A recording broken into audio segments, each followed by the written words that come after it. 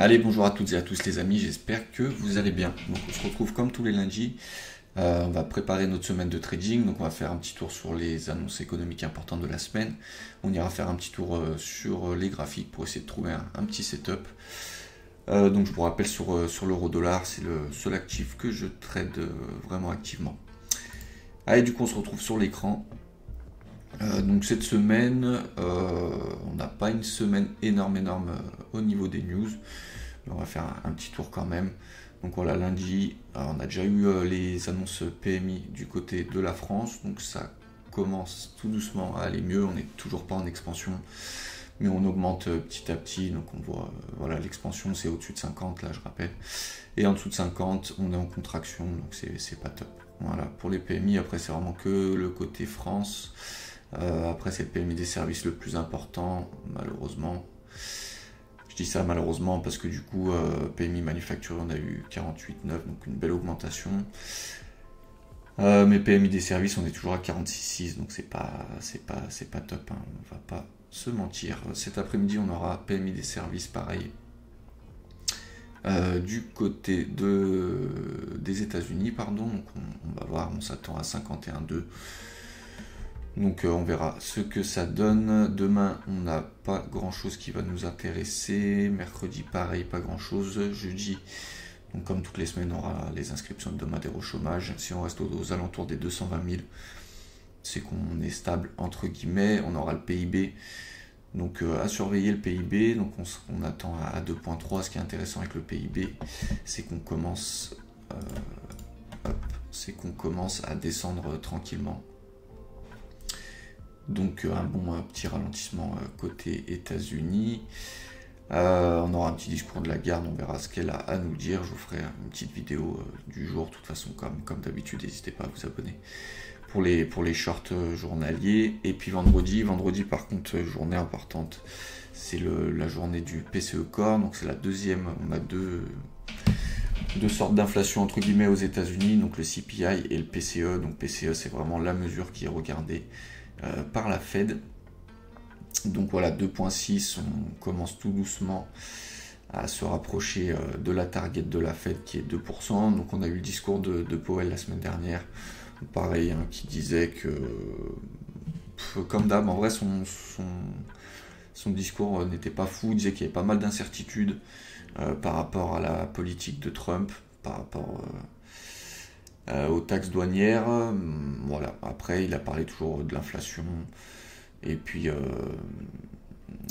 du, comment ça s'appelle, de l'inflation et puis du plein emploi, quoi, aux États-Unis. Voilà. Donc rien de bien fou cette semaine. On aura quand même vendredi quelque chose d'important à suivre. Donc c'est la PCE Core. Voilà, donc on recommence, hein. La semaine dernière on a eu pas de baisse de taux du coup. La prochaine réunion de la Fed du coup ce sera pas le mois prochain, ce sera en avril, ça sera en mai. Donc voilà, ça va être à surveiller avec les annonces, notamment vendredi. On va regarder directement après l'annonce si on baisse ou on monte au niveau des probabilités de baisse de taux. Donc pour l'instant on est 85,1% des analyses qui pensent qu'il n'y aura pas de baisse de taux en mai. Voilà, donc ce sera affaire à surveiller.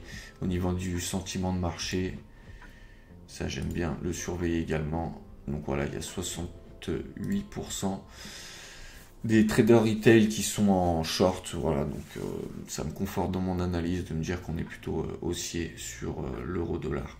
Au niveau des graphiques, là on est sur l'indice du dollar, le DXY. Donc on voit cette semaine, enfin c'était il y a 3 semaines, la grosse chute du dollar. Voilà, donc là moi je suis toujours baissier sur le dollar à long terme, mais là à court terme je vois bien un petit retracement, peut-être sur la moyenne mobile 50 semaines, quelque chose comme ça. On pourrait d'ailleurs tirer un petit fibo sur cette impulsion baissière qu'on a eue. Et on voit qu'on n'est pas loin des 0,5 sur la moyenne mobile. Donc voilà, moi je vais être très attentif à ça. Pour l'instant, je ne vais pas m'amuser à long ni à short maintenant. Je vais vous montrer après sur l'euro-dollar. On est un peu au milieu de nulle part. Mais j'attends peut-être la retouche de cette moyenne mobile 50 périodes. Voilà.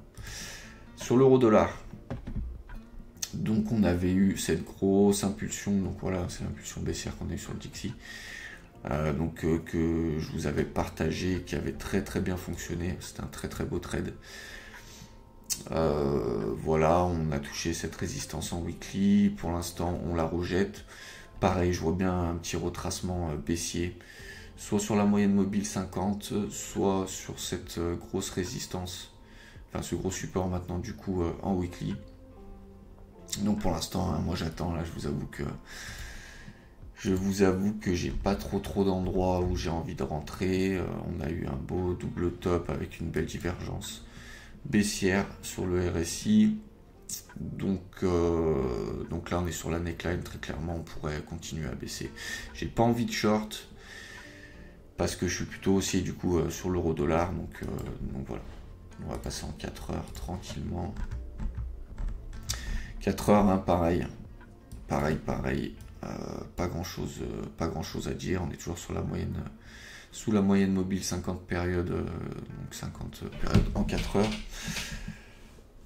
Ça me donnerait plutôt envie de short pour aller targeter, comme je vous ai dit, ce support weekly. Mais vu que je suis aussi sur l'euro dollar, je vais pas prendre de setup pour l'instant. Des fois, il faut savoir rester à l'écart. Je vais sûrement attendre vendredi tranquillement cette semaine. Je vais rester un petit peu observateur du marché et attendre vendredi l'annonce PCE Core pour la semaine prochaine plutôt rentrer en trade, je pense. Voilà, on avait eu cette grosse hausse qui était partagée. Là, on avait une autre belle divergence en 4 heures. Et puis après, c'était parti en flèche. Mais là, je vous avoue que j'ai pas trop de setup à vous donner. On a cassé ce double top. Là, on est sous la neckline en daily. Donc je pense qu'on va partir plutôt à la baisse à court terme. Mais je reste plutôt aussi sur l'euro dollar. Voilà les amis, pas grand chose à vous dire pour cette semaine. Une vidéo qui est assez courte. Mais bon, on se retrouve de toute façon tous les jours pour les shorts sur les annonces économiques de la journée. Voilà, donc n'hésitez pas à vous abonner, à commenter, à liker. Et puis on se retrouve du coup tous les jours. Et puis lundi prochain pour, on espère, une semaine un peu plus chargée. Et puis on espère aussi qu'on aura un setup pour rentrer. Voilà les amis, bonne semaine, soyez prudents. Et puis on se retrouve tous les jours.